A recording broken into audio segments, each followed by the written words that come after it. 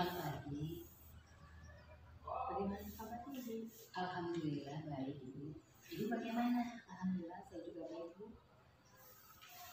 Baik Bu. Hari ini kita akan melaksanakan observasi pembelajaran di kelas.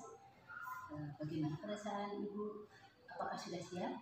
Oh iya betul sekali Bu. Untuk persiapan kelengkapan soal siap. Bagaimana dan kelengkapan administrasinya? Apakah sudah beres dipersiapkan? Sudah siap. Kalau begitu kita akan melaksanakan percakapan pra-observasi dulu ya Bu. Ya, baik Bu. Pada tahapan pra-observasi ini saya hanya akan mengkomunikasikan persiapan Ibu untuk proses supervisi yang akan Ibu laksanakan hari ini. Nanti Ibu Sri akan melaksanakan supervisi di kelas berapa ya? Ya kebetulan untuk hari ini jadwal saya ada di kelas 11 IPS 3 Bu. Baik, untuk materinya tentang apa? Tentang matriks Bu. Matriks. Ya. Kemudian melalui pembelajaran matriks nanti, apa tujuan yang hendak Ibu capai? Menggunakan prosedur untuk melakukan operasi pada matriks dan untuk menyelesaikan masalah kontekstual yang berkaitan dengan operasi matriks. Kemudian Ibu akan melaksanakan pembelajaran di kelas. Nanti rencananya mau menggunakan metode apa? Nanti di kelas saya akan menggunakan metode ceramah aktif dan menggunakan metode kooperatif. Apa saja nih yang sudah Ibu siapkan untuk mendukung proses pembelajaran Ibu di kelas nanti? Nanti di kelas saya akan memberikan pembelajaran dengan menggunakan metode ceramah dan juga membagi siswa menjadi beberapa kelompok dan untuk tiap kelompoknya terdiri dari 4 sampai 5 orang. Kemudian nanti siswanya nanti saya akan memberikan rumus tentang operasi matriks dan mungkin nanti siswa yang akan menyimpulkan. Terima kasih ya Ibu Sri ya. Ternyata persiapannya sudah matang sekali. Nah untuk selanjutnya mari kita langsung saja ke kelas karena pembelajaran untuk jam ketiga sudah mau dimulai. Assalamualaikum warahmatullahi wabarakatuh. Waalaikumsalam warahmatullahi wabarakatuh. Selamat pagi semuanya. Pagi. Ya, hari ini siapa yang tidak hadir? Tepuk tangan 3 kali. Coba tentang itu masih materi sebelumnya tentang jenis-jenis matrik. Masih ingat jenis-jenis matrik apa saja? Iya, matriks kolom, matriks baris, iya segitiga atas, dan segitiga bawah, lalu matriks persegi. Ya, yang lainnya ada yang mau menambahkan? Matriks identitas. Matriks identitas. Ya bagus. Berarti kalian masih ingat materi sebelumnya. Nah sekarang kalian sudah konsentrasi semuanya? Masih semangat ya? Nah sekarang kita masuk ke materi selanjutnya. Masih materi matrik, tapi kita sekarang ke operasi matrik. Kalian masih ingat waktu pembelajaran sebelum-sebelumnya operasi bilangan itu ada bilangan operasi bilangan apa saja? Penjumlahan, lalu penjumlahan, pengurangan, perkalian dan pembagian. Tetapi dalam materi matrik ini kita belajarnya tentang penjumlahan, pengurangan dan perkalian.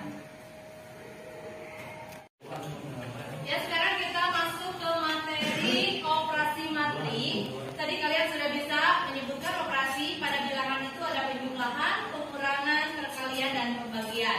Dan untuk operasi matrik ini kita mempelajarinya tentang penjumlahan, pengurangan dan perkalian.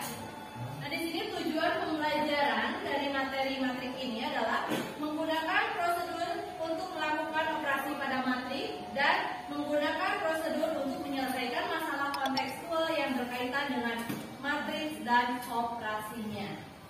Nah, di sini ada penjumlahan dan pengurangan matriks. Nah, sebelum ke pembahasan, silakan kalian bagi kelompok. Untuk setiap kelompok terdiri dari 5 orang. Di sini kalian sudah terbagi menjadi 4 kelompok. Nah, di sini masing-masing kelompok kalian perhatikan. Kita akan membahas tentang penjumlahan dan pengurangan matriks. Kita misalkan di sini ada matriks A. Kalau mainnya A, B, C, D. Kemudian matriks B, E, F, G, H. Nah, kita mulai di sini. Matriks A ditambah atau dikurangi matriks B sama dengan A, B, C, D tambah atau kurang di sini E, F, G, H. Maka di sini akan didapatkan A tambah E, B tambah F, C tambah G, D ditambah H. Nah, apa kesimpulannya dari penjumlahan atau pengurangan matriks? Nah, silakan kalian kerjakan dulu untuk mengetahui kesimpulannya. Silakan kerjakan dulu untuk contoh matriks P25. Selamat siang. Baiklah Ibu Sri, setelah melaksanakan proses pembelajaran di kelas tadi, bagaimana perasaannya? Alhamdulillah Bu, senang, pembelajaran berjalan dengan lancar meskipun ada sedikit kendala.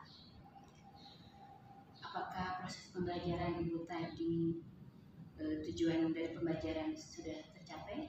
Hampir 80% tujuan pembelajaran yang saya rencanakan sudah tercapai. Apakah Ibu puas dengan hasilnya? Masih belum puas karena masih ada sekitar 20% siswa yang tidak memperhatikan penjelasan dari saya.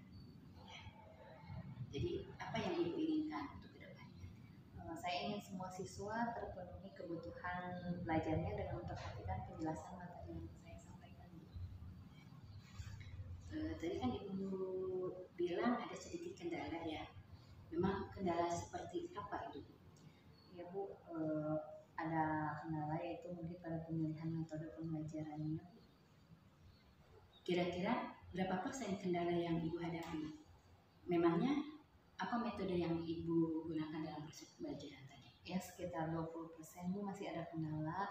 Metode yang saya gunakan tadi adalah ceramah aktif dan kooperatif, di mana saya memberikan penjelasan materi di depan kelas dan siswa terbagi menjadi beberapa kelompok.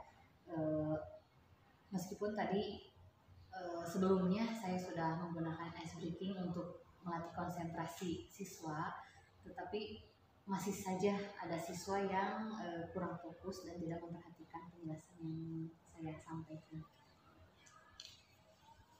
Baik, jika begitu apa yang Ibu harapkan pada proses pembelajaran berikutnya? Saya ingin semua siswa dapat mendengarkan dan memperhatikan penjelasan materi yang saya sampaikan. Bagus, tapi saya mendengar Ibu ingin agar kedepannya semua siswa yang mengikuti pembelajaran Ibu dapat mengikuti dan seksama pada saat proses pembelajaran. Bukan begitu Ibu? Iya Bu, betul. Lalu bagaimana kira-kira agar siswa Ibu yang berada di belakang itu dapat fokus semua mengikuti pembelajaran Ibu? Ya itulah Bu, saya juga bingung, masih bingung.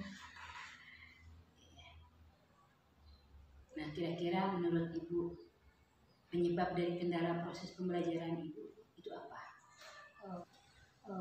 Mungkin siswanya itu kalau pelajaran matematika itu pelajaran yang membosankan, mungkin ada beberapa siswa yang kurang berminat dalam belajar matematika. Meskipun saya sudah berusaha tadi tidak diam di depan kelas, saya sudah mencoba berkeliling ke setiap kelompok. Lalu sebaiknya harus bagaimana menurut Ibu?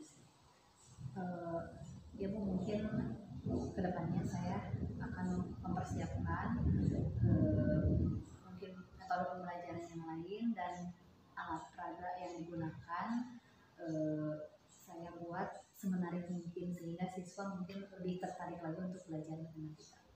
Wah, itu ide yang bagus, Bu. Apakah ada rencana Ibu yang lainnya dalam proses pembelajaran agar berjalan sesuai dengan harapan Ibu? Ya mungkin seperti yang sudah saya katakan tadi, mungkin saya akan membedakan metode pembelajarannya Bu dalam beberapa kategori siswa yang sesuai dengan pemenuhan kebutuhan belajar mereka. Karena siswa memiliki karakter yang berbeda-beda.